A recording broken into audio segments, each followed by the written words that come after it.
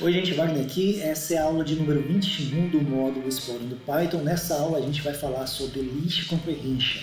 List Comprehension nada mais é do que uma sintaxe, uma forma diferente de escrever um laço em Python. O que vai trazer de diferente isso para você? Você vai conseguir escrever códigos mais concisos, apesar de que no começo muita gente sente que essa forma de escrever laços, essa sintaxe pode ser um pouco estranha, pode ser um pouco meio que bagunçada, mas depois de um certo tempo você vai perceber que é muito mais fácil, muito mais fluido escrever códigos, principalmente envolvendo laços, ou gerar dados que envolvem também varreduras em elementos, em dados, em listas, utilizando essa sintaxe de List Comprehension. Aí nesse vídeo eu não estou utilizando o Jupyter Notebook, eu estou utilizando o VS Code para dar uma variada um pouco, para poder também rodar pelo terminal e fazer essa demonstração para vocês. Estou trazendo também três exemplos diferentes para fazer essa demonstração do uso do List Comprehension. Na verdade são dois exemplos, um para gerar lista de números aleatórios e fazer uma seleção desses dados, e o outro a gente vai revisitar uma função que a gente já escreveu aqui, que é a função horária da posição. E se você é recorrente nesse canal, ou então é novo aqui, segue o canal, curte esse vídeo, que é para mais pessoas poderem ser alcançadas com esse projeto. Então, como eu falei, nessa demonstração eu vou utilizar o VS Code. Já estou com ele aberto aqui na pasta do minicurso, na área de trabalho do minicurso, que é um arquivo de nome aula 21 List.com. Lembrando, vou deixar esse link para esse arquivo Python aqui na descrição, caso você queira baixar e acompanhar essa aula enquanto edita o seu próprio arquivo. Então, vou deixar registrado o título da aula, que é a aula 21 List Comprehension.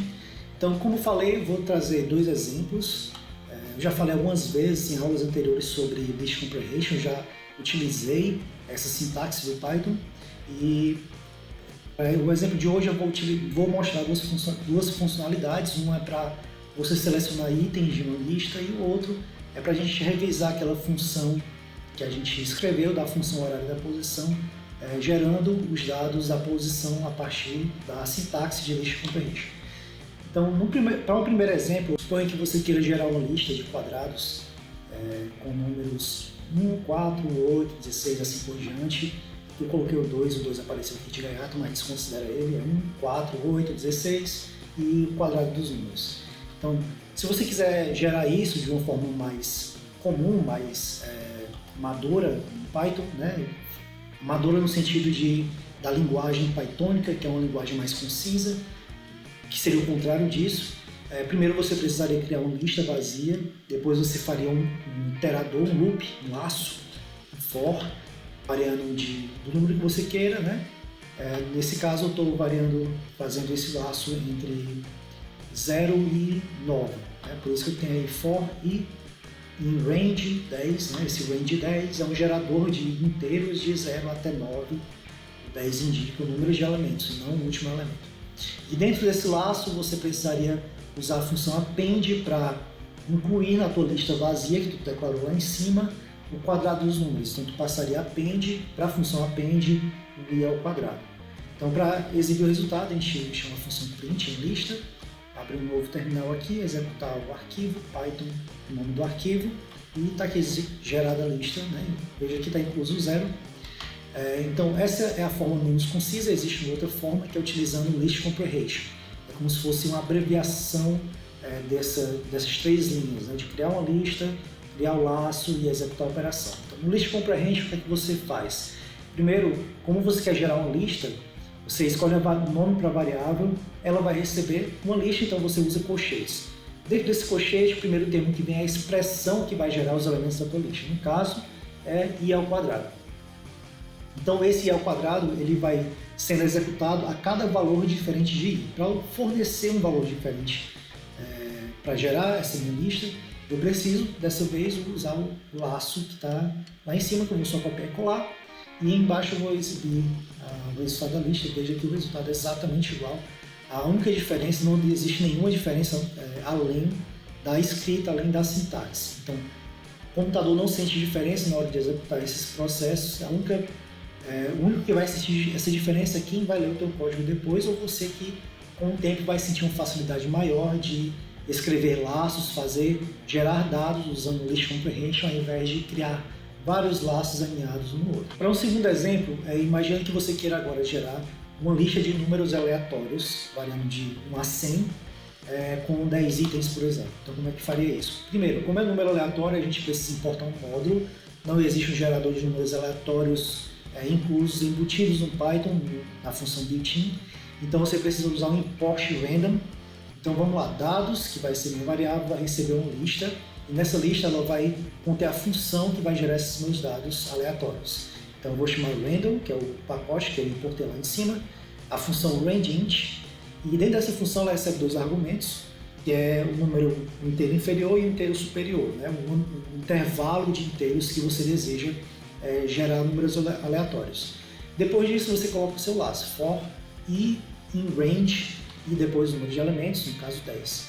Então depois de imprimir os dados ele vai exibir aqui o resultado dessa lista gerada de forma aleatória, de 10 números gerados de forma aleatória. Agora vamos pensar aqui num subproblema que você, dentro de uma lista de 10 números aleatórios ou de uma lista de 10 elementos, seja eles gerados da forma que for, você queira selecionar os elementos que são divisíveis por 3. O que você precisa fazer? Então, como dentro de uma lista de vários números inteiros pode ter mais do que um divisível por 3, você provavelmente vai acabar gerando uma lista.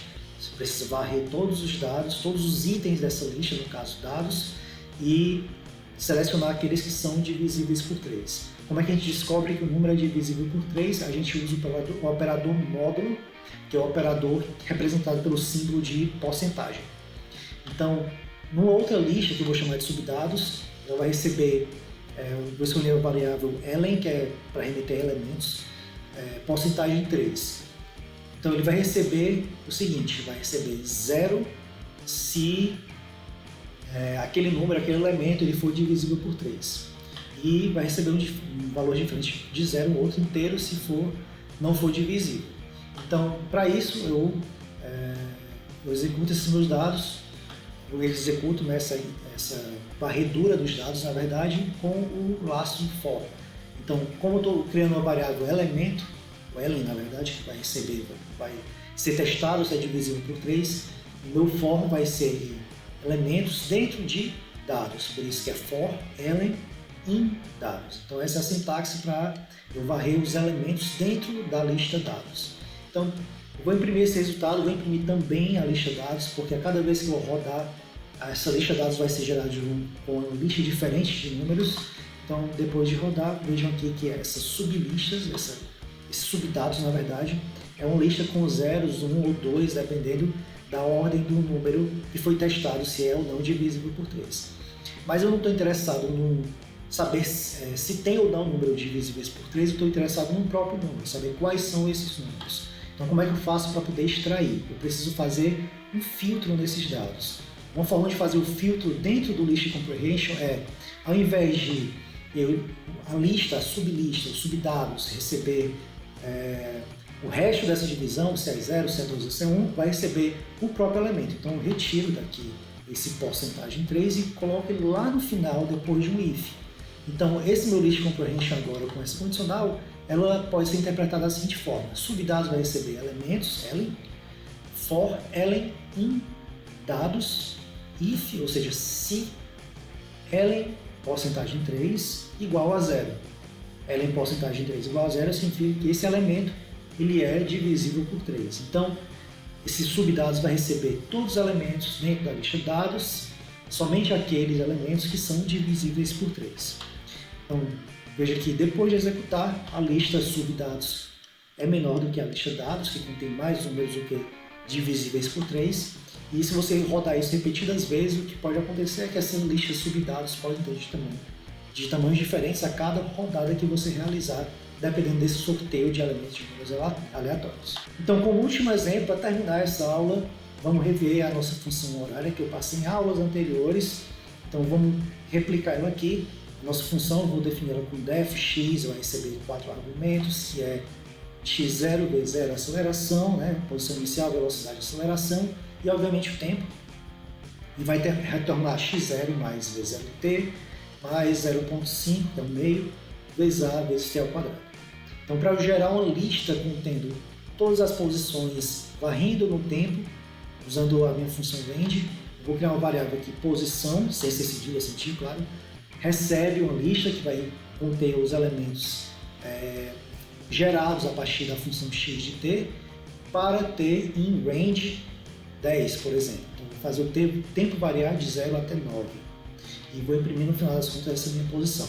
Veja que se eu imprimir da forma como está, não vai ter nenhum resultado, tudo vai ser 0 na verdade, porque todos os meus parâmetros da função horária está setado igual a 0.